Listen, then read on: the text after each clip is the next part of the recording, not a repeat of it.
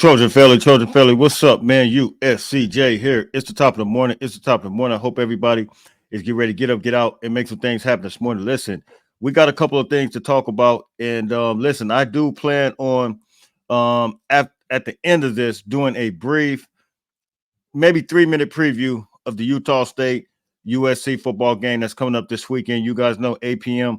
in the Coliseum, and listen, it's gonna be go time. I have to admit, I have been so lost in the sauce that I've been just watching LSU over and over again and really just kind of really getting everything I can out of it because I mean, I that's all I want to do. I don't think we've had this type of win in some time. So, I think all of us have been lost in the sauce. I think the fan base has completely been lost in the sauce, and rightfully so. This is one of the biggest wins, and we haven't seen this defense play this type of defense in a long time. And you're just excited because now you know that USC, you guys see the title.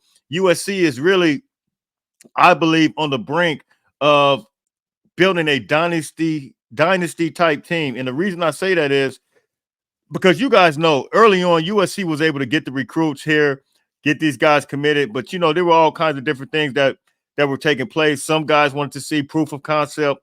And I believe after this first game, there's a lot of people, and we'll talk about that real quick because there were a lot of people, and I'm going to touch on this right now, a lot of people that actually saw this game. You see the numbers here, actually right here. The highest rated game of all the games this past weekend was USC versus LSU. You see it there at 9.2 million, and really there was some blackout areas due to some type of dispute with the cable. I think it was DirecTV, one of those, and ESPN. But really, I think some said it could have been around 11 million. But second was Notre Dame, Texas A&M at 8.2 million. You see it there. Georgia versus Clemson came in at third, 7.9 million. And there you see Miami versus Florida, 6.6 million. Colorado, North Dakota State came in fourth at 4.8 million. Florida State versus Boston College came in at fifth, which is 4.4 million views. And then Penn State versus West Virginia came in at 2.9 million. Ohio State versus Akron, 2.97 million. And then Fresno State versus Michigan at 2.6 million. But you see USC versus LSU, they had it all on Sunday and really just knocked it out of the park, blew everybody else out of the water. And, a lot of recruits were able to see this. And this is why this is a big weekend. Ironically, coming off of this big time win, USC versus LSU, USC is getting ready to have a massive group of guys this weekend. Some big time names. You guys know, I'll talk to you guys about Dalen McCutcheon, the wide receiver that just committed to Florida State. And it was between USC. I told you guys that it looks like we may be back on his radar as well. But this weekend, I'm going to name you guys some of the guys that are coming this weekend, and it's straight up go time because, we told you that winning was going to be part of the the problems that will be help us to solve some of the problems because, they wanted to see how we're going to respond on defense. How will we perform on defense? How will guys be lined up on defense? And guys were absolutely lined up. And I failed to mention some of the guys. You guys know I kind of mentioned Anthony Lucas. I mentioned Eric Gentry. But then I went back and watched some more film. Man, Devin Tompkins, absolutely. I mean, Devin Tompkins, what he did on the defensive line, I mean, he was jacking people up, literally. I saw his interview, and they were talking about asking him, like, when did you start building this confidence? He talked about the coaching staff, how they coaching them. And, I mean, this thing is really coming together. And when you're talking about dynasties, and it all starts with coaching. And I love what I see from USC. They're building from the inside out opposed to the outside in. Outside in doesn't necessarily just mean the transfer portal players, but it's a way that you build. You got to build a foundation when you're talking about building from the inside out. The foundation is always going to start with, I've always said to myself and my kids, foundation always starts with God first, but then foundation also, it starts with those who teach you the foundational things, the fundamental things. This coaching staff is a foundational, fundamental type of coaching staff that is really getting these guys. And for us to see it for the first game like that, when you see Anthony Lucas, Devin Tompkins, the way these guys are jacking guys up, I mean, they're literally the technique. I mean, they're doing swim moves. They're doing the moves coming around those tackles as if they've been doing them for years. And to me, this is what a foundational development is. And so you got all of these guys that are expertise. I was listening to Mason Cobb. I think he was on with Ryan Abraham and those guys at the Peristyle yesterday. And Mason Cobb said, you know, it's like having a dream team type of coaches. You know, everybody is a superstar essentially. D'Anton Lynn is a very detailed guy. These guys are soaking it all in. Eric Gentry even made a statement at the practice one day, talk in the interview.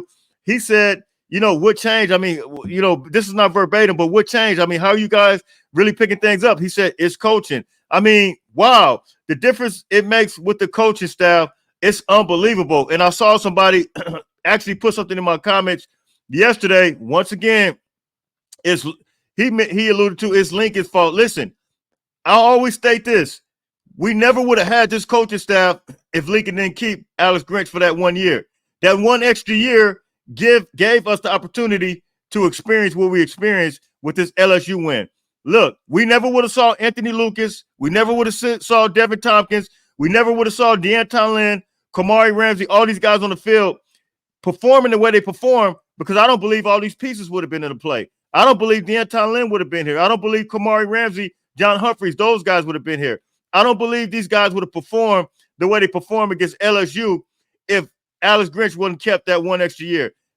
Those guys might not have been available. Eric Henderson might have not been available. D'Anton Lynn might have not been available. So that's how I got to look at it. And you guys know I put a post up, and I'm getting ready to get into some of these recruits this weekend. I put a post up a couple of months ago when things were looking very, very shaky. I said, look, I don't believe in speaking into the atmosphere. I believe in speaking life and death is in the power of the tongue. Yeah, you guys know I'm a Bible-believing God. Life and death is in the power of the tongue. We have the opportunity to speak life to these guys, to speak life to these young brothers and manifest some things with our mouth based on how we speak. And I believe you can manifest things.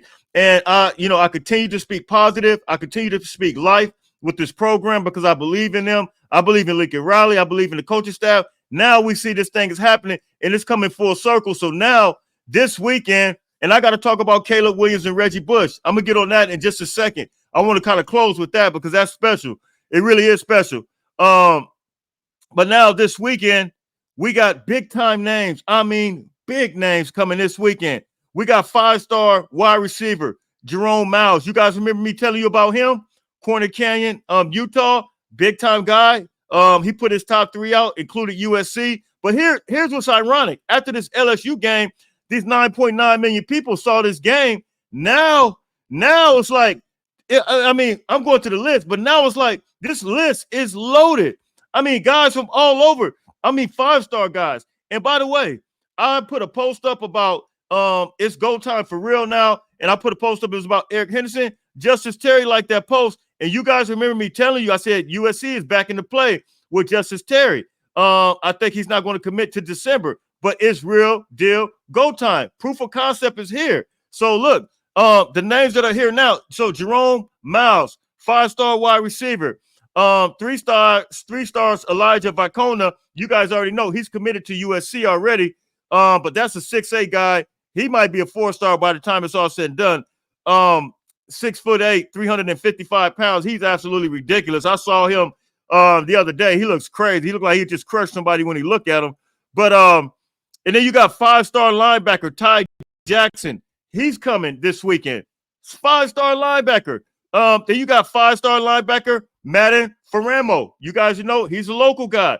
And then we got 4-star linebacker Matai Tiago. You know he's already committed to USC. Then we got 4-star edge Heaton Lowe. You know he's at Oak Christian. He's already committed. Then 4-star cornerback Tristan Castro. He's already committed. Ryder Lyons, who we believe we probably get a commitment after. You know he's already crystal ball to us. I'm believing that we're already going to get a commitment this weekend from him some way, somehow. I just believe that. 4-star wide receiver, Tron Baker, he's already committed to us. 4-star tight end, Caleb Tofua, he's coming this weekend. 4-star O-lineman, Tommy Toffee, he'll be Tafai, he'll be there. 4-star D lineman, I hope I'm saying this name right, Emni Morella, forgive me if I say that name wrong. He'll be there. 5-star edge, Xavier Griffin, he will be there. And then 4-star cornerback, Brandon Lockhart, he's going to be there this weekend as well. He's already committed to us. You guys already know that. So look, USC is in for a huge, tremendous, big weekend. And listen, I just want to kind of explain to you that everything that's taking place this weekend, because you're talking about festivities all over the place. This week, USC, I just want to kind of take you back. USC beat LSU, right? Now, Reggie Bush, let me put this up first, and I'll kind of go over that in just a second.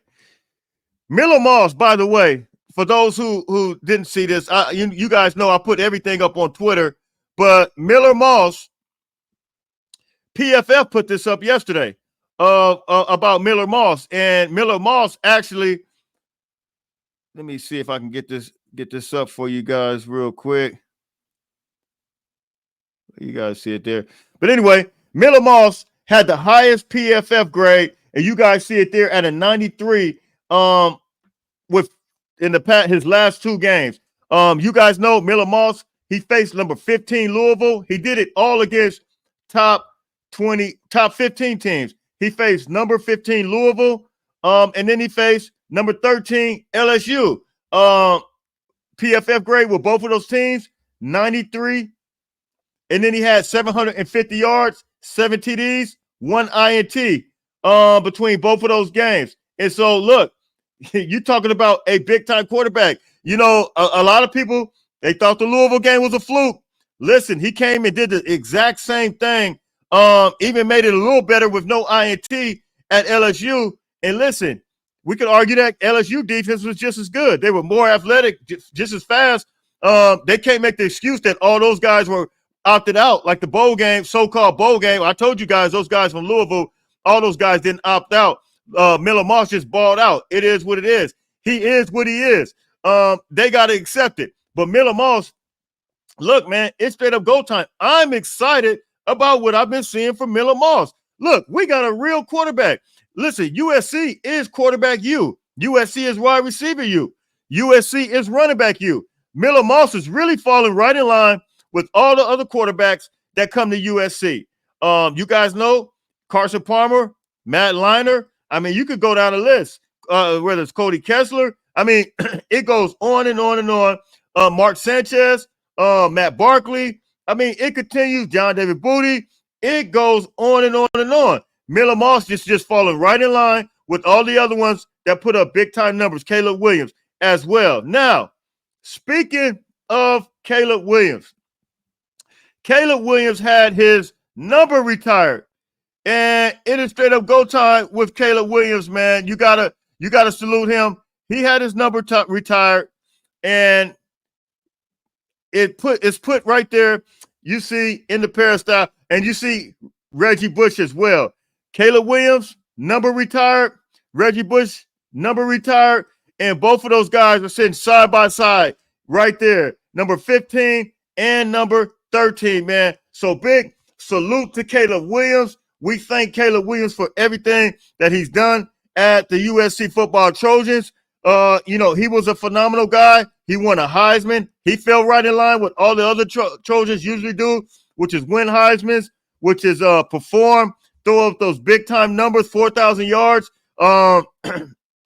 Caleb did some phenomenal things. So we say a big salute to him. And you see that number right there in the end zone, man. It looks beautiful. And you see Reggie Bush there as well. It's about time all these years, Reggie Bush did go into the Rose Bowl Hall of Fame as well. So there are some big-time things that are going on at the USC football with the USC football Trojans. Right now, USC arguably is the hottest team right now, has the most buzz right now of any team. All of a sudden I'm seeing so many podcasts, and it's crazy to me.